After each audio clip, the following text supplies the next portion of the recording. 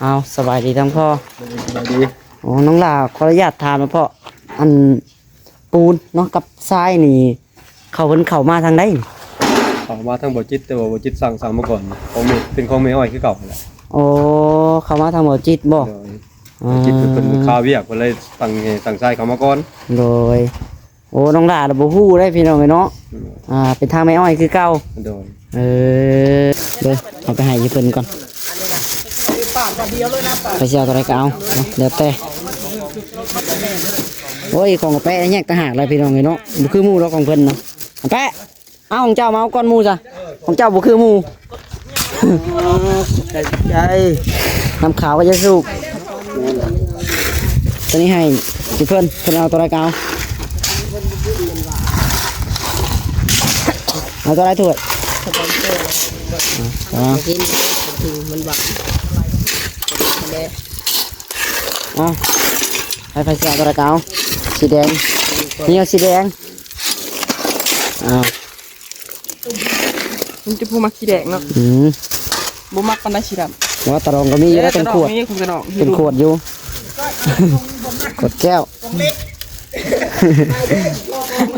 ไผ่เด้อยี่ห้อบอกเล็กเนาะโอ้เอาก้อนหมูเอาเลยเอาตะเกา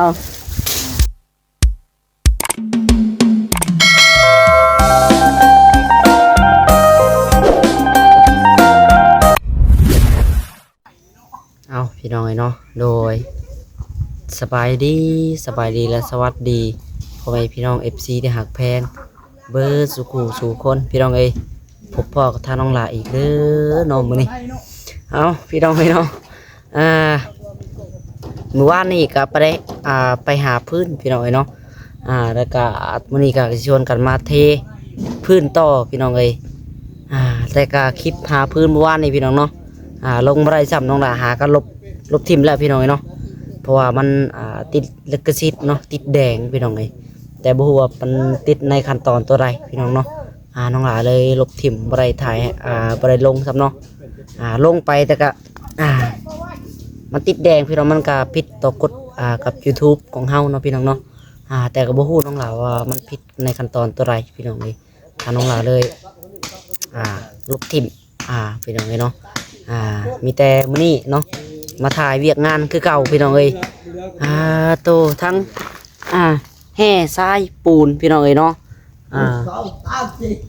ทางผู้หลักผู้ใหญ่เพิ่นซื้อมาให้ทางน้องหลาอีกแล้วพี่น้องเอ้ยแต่บ่ฮู้ว่าอันถ้าไม่อ้อยคือเก่าบ่พี่น้องเนาะอันนี้ก็น้องหลายังบ่ฮู้คือกันเนาะมาแต่หาพื้นว่านนี้เห็นทรายพี่น้องเอ้ยกองเต็มเฮือนเจ้าของอยู่แล้วก็โทรศัพท์น้องหลาก็บ่ได้แน่พี่น้องเอ้ยเมื่อวานนี้เนาะลงคลิปซ่าๆแน่มันปัญหาบ่ฮู้เลยเนาะกลับมาเป็นคือเก่าอีกละพี่แปลงโทรศัพท์อยู่พี่น้องเอ้ยคลิปนี้ก็จักสิลงได้ลงบ่ได้นะพี่น้องเนาะถ้าว่าลงได้ก็ FC สิเห็นเนาะถ้าว่าบ่ได้ถือว่าบ่ได้ลงพี่น้องเอ้ยจะเอาโทรศัพท์ไปแปลงก็แล้วพี่น้องเอ้ยเนาะอันนี้ก็ถ่ายไปเนาะให้แม่ๆ FC เบิ่งนํกันพี่น้องเอ้ยน้องเทื่อน้องลาแปลงเฮ็ดได้ก็มีเนาะเอาจังได๋ก็ได้เดี๋ยวไปเบิ่งก่อนพี่น้องเอ้ยบรรยากาศเฮ็ดเวียกเฮ็ดงานเนาะมื้อนี้แล้วก็ก่อนอื่นเนาะพี่น้องเนาะขอขอบคุณใจหลายๆพี่น้องเนาะคือซีเมนต์ทางไม้อ้อยพี่น้องเนาะซื้อแห่ซื้อทรายซื้อปูนมาพี่น้องเอ้ยแต่การน้องหล่าก็ยังบ่ฮู้คือกันพี่น้องเอ้ยเพิ่นมาทางช่องเบาจิตเพิ่นบ่เนาะหรือว่าทางเบาจิตเพิ่นมาบ่เมื่อวานนี่พี่น้องเอ้ยแต่ก็ถามทางแม่ว่าทางแม่คือว่าอ้ายเพิ่นก็บ่ได้มาเนาะมีแต่แห่ทรายเพิ่นขนมากองเมียนพี่น้องเอ้ยทั้งแห่ทั้งทรายทั้งปูนเนาะมื้อนี้เลยชวนกันเทต่อพี่น้องเอ้ยเทนี่แหละเนาะที่กันเปื้อนหน้าบ้านพี่น้องเอ้ยจังไรกระทาน้องหลานเนาะขอขอบคุณใจหลายๆทางผู้หลักผู้ใหญ่พี่น้องเอ้ยเนาะที่ช่วยเหลือน้องหลานตลอดมาพี่น้องเอ้ยเนาะอยู่ดีไม่แห้งพี่น้องเอ้ยไปเดียวเนาะน้องหลานก็ยังบ่ฮู้ดอกพี่น้องเอ้ยเนาะว่าถ่ายเป็นคนสั่งมาหรือว่าทางเจ้เพิ่นเอามาให้บ่น้องหลานกับบ่ฮู้กันเนาะหรือว่าทางไม้อ้อยเพิ่นบอกพี่น้องเนาะเอามาอีกรถใหม่เด้อพี่น้องเลยตอนนั้นเบิดแล้วตอนนั้นเนาะนี่แหกก็จะเป็นเครื่องรถทรายเครื่องรถปูนอีกเนาะ16 สอบพี่น้องเจ้าน้องหลานนับเบิ่งนี่เนาะไป เดี๋ยวน้องหลาชมไปเบิ่งนะพี่น้องเลยทางนี้ก็บ่ได้ว่าหลาทำเพลงนะพี่น้องมาเห็นปูนก็ทางพ่อเพิ่นชวนเทเลยเนาะเดี๋ยวดูว่าทางพ่อเพิ่นฮู้บ่เดี๋ยวน้องหลาสิไปถามทางพ่อเพิ่นก่อนพี่น้องเลยเนาะว่าเป็นทางแม่อ้อยบ่ซื้อมาให้หรือว่าทางเข้ามาทางใดพี่น้องเลยเนาะ เขาจะก่อเพื่อนยังบ่ฮู้เลยโอ้ยพี่น้องเอ้ยถึงเซอร์ไพรส์คักเนาะน้องหลาไปเดี๋ยวไปเบิ่งนํกันพี่น้องเอ้ยละโคนหลังคาก็เรียบร้อยแล้วล่ะพี่น้องเนาะนี่ดิเกาะออกมากระเถิดเรียบร้อยพี่น้องเอ้ย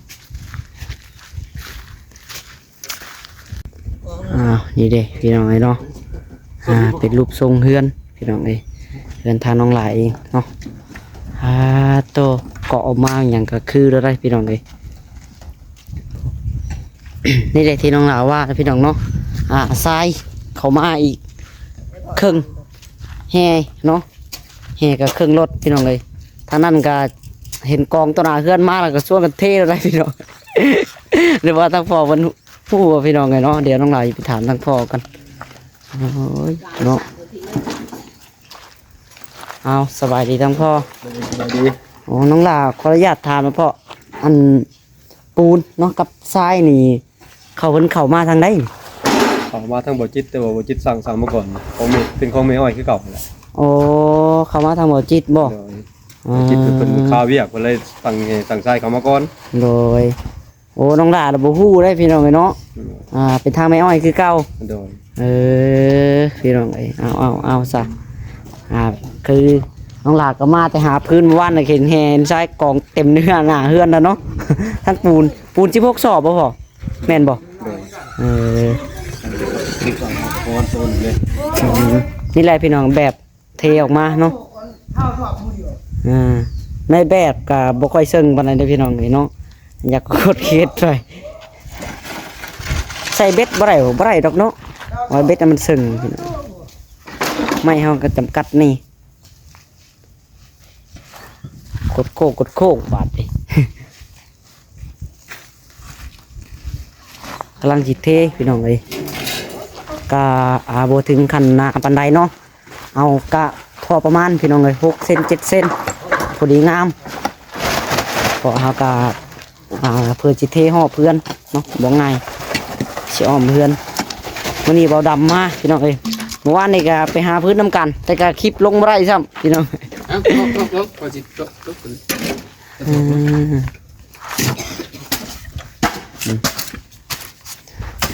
มาทักทายถามมาแป้ก่อนโอ้ยเห็น FC คอมเมนต์มาอยากได้แป้ไปเฮ็ดงานนำไปเป็นนั่นบริการได้ไปเป็นบริการคุมมันกระเจ้าล่างรถโอ้ บ่แพ้ก็จะออก เขาอยากได้แป้เนาะติดต่อยแน่น้องหล่าเพิ่นว่า FC อยากได้อันบริการนะเพิ่นว่าไปอันในอันทาง FC เปิดอู่ล่างรถว่าซั่นไปเป็นบริการอันคุมเพิ่นล่างรถล่าง ไปอยู่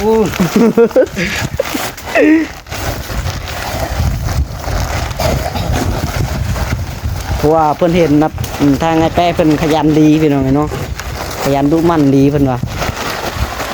งานนี่ยังบ่ได้เลือกเพิ่นว่าบ่จักเปื้อนพี่น้องไงหมุนไปเบิด แล้ว เบิดแล้วมันแล้วเนาะ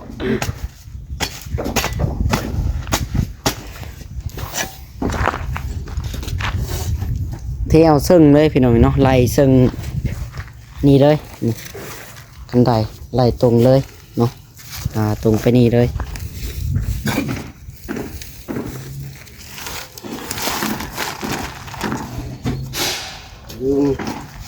เพิ่นสร้างมาตื่นอีก16 สอบพี่น้องรวมกับปูนเก่า4 สอบพอดีเป็น20 สอบเนาะพอดีนับอีกตัวหนึ่งพี่น้องนี่ยังอีกเนาะ20 สอบไปก่อน อันนั้นจักรอแล้วพ่อบอก จะเทไปแหละกองจะสอบแต่2บ่ กองละ2 กอง2 สอบ1 2 4 6 8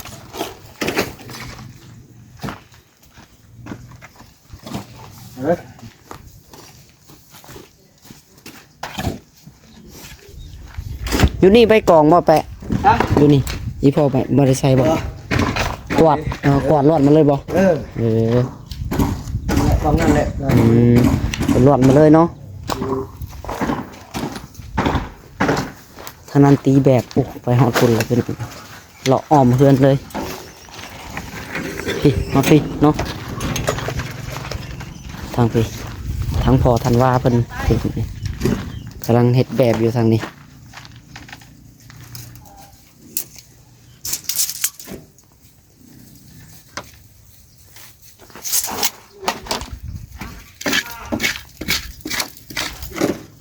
ขายหยอกมันห่มอยู่พี่น้องเนาะห่มอยู่ละ ห่มมัดมือได้เพิ่นจุดค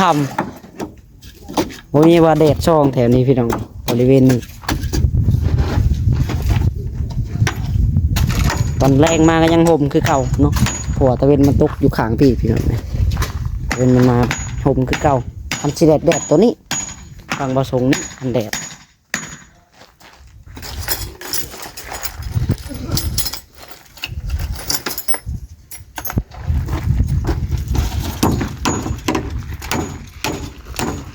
เสาไข่แล้วว่าลงถั่วหันเลยพี่น้อง หันแล้ว2 มื้อ 3 มื้อน่ะเป็นบ่ได้ออกมาให้เวียนน้ำน้องหลาพี่น้องเนาะมันเป็นไข่ได้เนาะ หากับใครแน่ หาไข่แน่ หากับพื้น ออกกำลังกายแน่เนาะมันจังเซาไว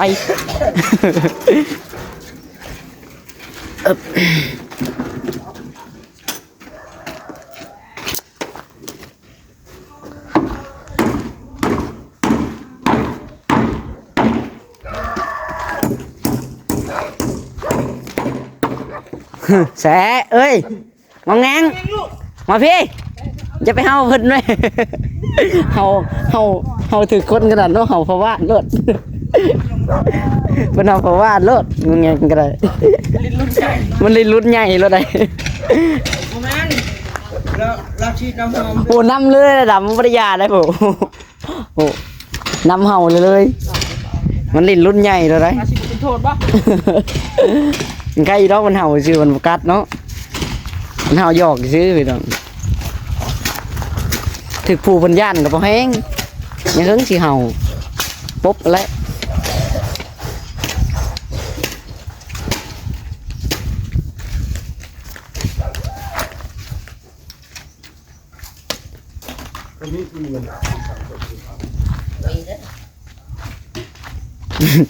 ไปใช่พี่น้องเลยเดี๋ยวน้องเราออกไปหั่นก่อนเดี๋ยวจักหน่อยเข้ามายังถ่ายอีกเนาะเอาไปซื้อยังบอกเอากาวเนาะกาวมาติดบนท่อระบายน้ำเลยพี่น้องระบายน้ำออกมาจากห้องน้ำมันหมักรุดเนาะซื้อกาวมาติดก่อนนะพี่น้องเลยเนาะตัว ออกไปหั่นเมื่อกี้นี่นี่เด้เดี๋ยวเอาไปให้ยี่เพิ่นก่อนไปเชียวตัวไรก็เอาเนาะเดี๋ยวแต่โอ้ยของแปะแยกต่างหากเลยพี่น้องเลยเนาะบุคือหมูเราของเพิ่นเนาะแปะเอาของเจ้ามาเอาก้อนหมูจ้ะของเจ้าบุคือหมู ใจน้ำขาวก็จะสูบตัวนี้ให้พี่เพิ่นเอาตัวไรก็เอาตัวไรถ้วยกินมันหวานให้ไฟเสียตัวละเก้าสีแดงนี่เอาสีแดงมันจะพูมักสีแดงเนาะบ่มักปันได้สีดำว่าตะรองก็มีอยู่แล้วเป็นขวดเป็นขวดอยู่ ขวดแก้วไผ่เด้ยี่ห้อปอกเล็กเนาะโอ้เอาก้อนหมูเอาเลยเอาตัวละเก้าโอ้ยันบอลน้ำลักมูยุ่งปอกเล็กอยู่เนาะยังได้อยู่ได้ได้ปูถือก้อนขอมุดตรงเลย เอาแล้วปอกเล็กแล้วหมอผมขอให้ตัวนี้นะเนาะลืมบอกฮะไปอ่ำลักมูกี่เนาะจอดทอเลยปอกเล็กกี่ดอกเนี่ยฮะยังไม่ได้ชื่อให้พ่อพี่น้องเลยถ้าพ่อกินไม่ได้น้ำโคกหน้าตาคอได้ปองเล็กได้สดเด็ดพี่น้องปองเล็กปองกาว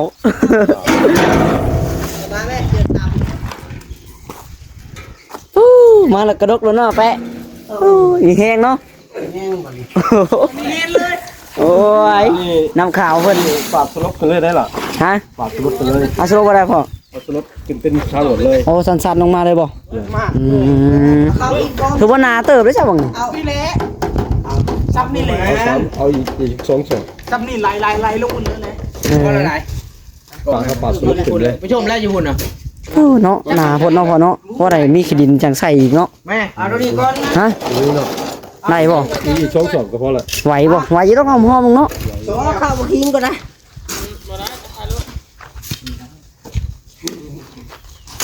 อย่ามันยากนะยากให้พวกใจชุบไปไปรู้แล้วยังบอกว่าน่ะทั้งบุญยังปูนยังไม่ได้มีเลยได้ไปเลยจะใส่น้ำหลังเงี้ยเอาอีกก้อนบาทเตือนละข้างเนาะทีละข้างเอาคือทีแรกนี่เติมหนึ่งทีละ เจ้ากินฟิตแล้วเอาข้างนี้ก่อนเนาะ บ่ตัวนั้นก่อนน่ะมันแดดได้บ่แล้วอย่ามันแดด ยา มันน้อย หอมๆมึงเนาะ วัดเด็ดเฮงมากเราด มันก็ลำบากพี่น้อง 4รอบเด้อพัก4รอบเลย2ศอกเลย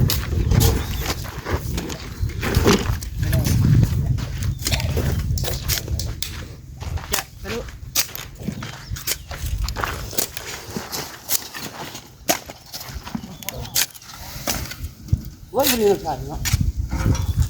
มันยังจะหอมหลัง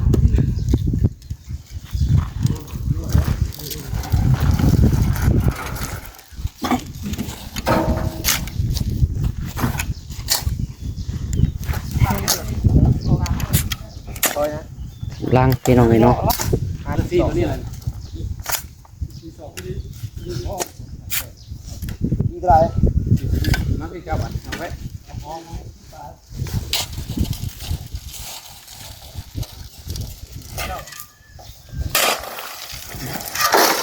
อย่างละครึ่งรถพี่น้อง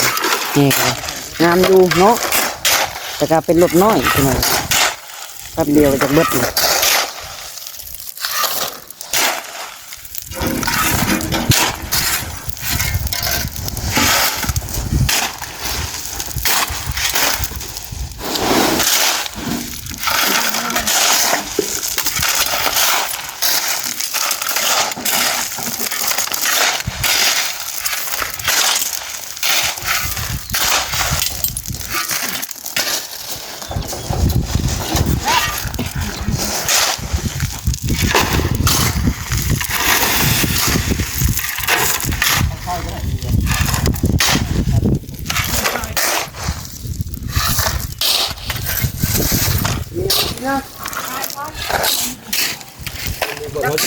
นั่นแหละ 3 รอบ มันได้เอาใส่อันแต่งหน้ามัน ใช่แล้วโหลดจัง3 รอบ ได้เท่าหลายเด้ มันซ้ำอยู่เด้ 3 รอบ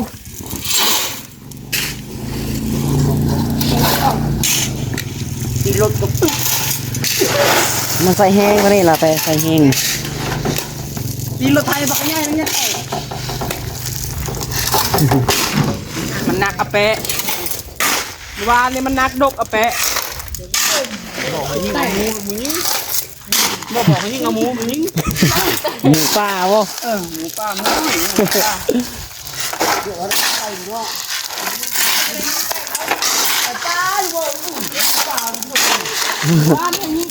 หมูป่าอ้อยเนาะหมูป่าอ้อยเป็นหมูป่าอ้อย ยิงเอาป่าหวานนี่ดอกชมเชื่อเลย บ่แห้งเนาะ เอ้าอันนี้เราไปยิงข้ามกับลุงเฉยเล่นให้ลุงก่อนวันนะ ยิงวันหัวว่า ยิงมันเดือดโป่งเลย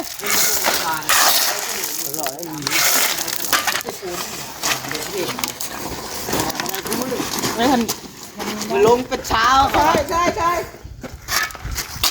ลงเลยลงเลย ได้ผมเอาอีกแค่รอบ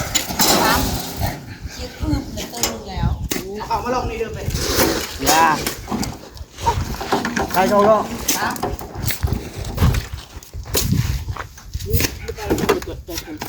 ไปใช้แม่มาเฮาบุญเสือยาเย็นบุญต้องให้ก่อนโอ้สุดยาเย็นอีกมื้อนี่ครับยาเย็นเลยครับแล้วไปเมื่อกี้นะถามตัวไว้บุญสุดว่า นี่แหละพี่น้องเลาะเปิดกันต้องพอจอดกาวทอระบายน้ำตัวนี้เลยพี่น้องสิเทปูนพังเลยเนาะ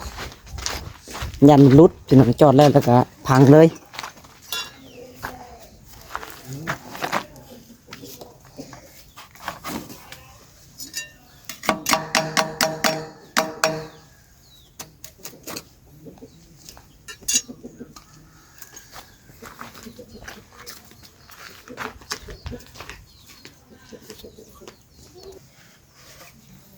นี่เด็กพี่น้องกันเลยฟืนก็ได้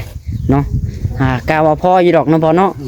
ฟืนพี่น้องกันเลยเฟื้อฟืนทำบะนี่หาเมื่อวานนี่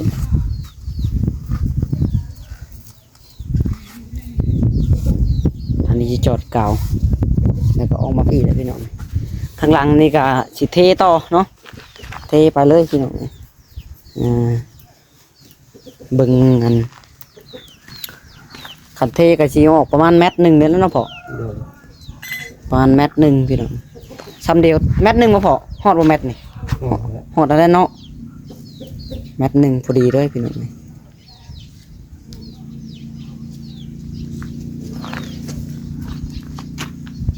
หมักรุดลายจอดไว้ด้วย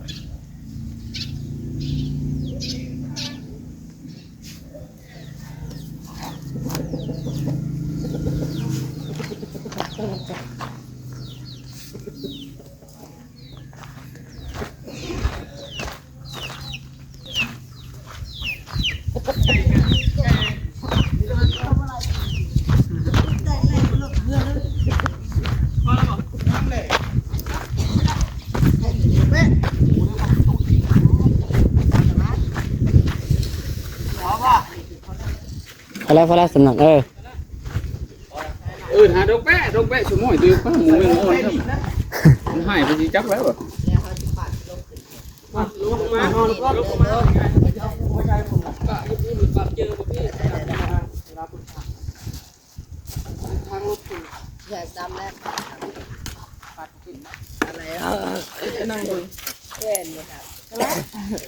ทุกข้าวเราโลดทุกข้าวถ่ายเอาข้าวระบบไปยงอันนี้เอาข้าวหิ้มนี่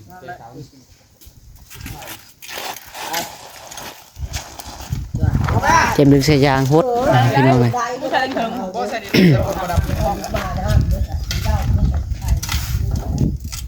มาน้ำแล้วก็เตรียมผสมเนาะไปโอเคพี่น้องสำหรับคลิปนี้ก็จะขอโตวไปก่อนพี่น้องเลยเดี๋ยวมาเบิ่งมุมไกลๆกันเนาะแล้วก็สีอย่างน้องหลานสิซื้อมาก็ว่าสิซื้อมาทาอีกละพี่น้องเลยเพราะว่ามันเทอย่างมันเปื้อนเนาะเสร็จกระบอกพี่น้องเลยเนาะออกก็เล็กหน่อยพี่น้องเลยแถบลุมมัน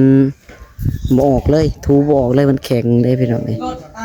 ไปโอเคสำหรับคลิปนี้ก็จะขอตัวไปก่อนพี่น้องเลยจังไรก็ขอขอบคุณใจหลายๆเด้อทางแม่อ้อยเนาะที่มื้อนี้พี่น้องมีปูนมีทรายเข้ามาอีกพี่น้องจังไรก็ขอขอบคุณใจหลายๆทั้งแม่ขอให้แม่อยู่ดีมีแห้งนี่เลยสุขกายสบายใจขอให้แม่จะมีแต่ความสุขความเจริญปรารถนาสิ่งใดก็ขอให้ในดังมาลงรถขดอยู่ในเมืองคนบ่อยจนเงินใช้เพิ่นจะเจ็บให้เจ้าสาได้เพิ่นสาไข่ให้เจ้าสามีขอให้แม่จะมีแต่สุขภาพร่างกายแข็งแรงเด้อแม่เด้อสาธุเนาะจังไรก็ขอขอบใจหลายๆเนาะทางยูทูบเบอร์แล้วก็ทางบ่าวจิตพี่น้องไงเนาะทุกคนขอให้ทางให้อ้ายเนาะอยู่ดีมีแห้งเจริญในหน้าที่การงานเด้อเก่งปังๆรวยๆพี่น้องเอ้ยเนาะเอาสาธุพี่น้องเอ้ยไปโอเคสำหรับคลิปนี้ก็จะขอกล่าวคำว่าพี่น้องเอ้ยเนาะสบายดีพี่น้องบ๊ายบาย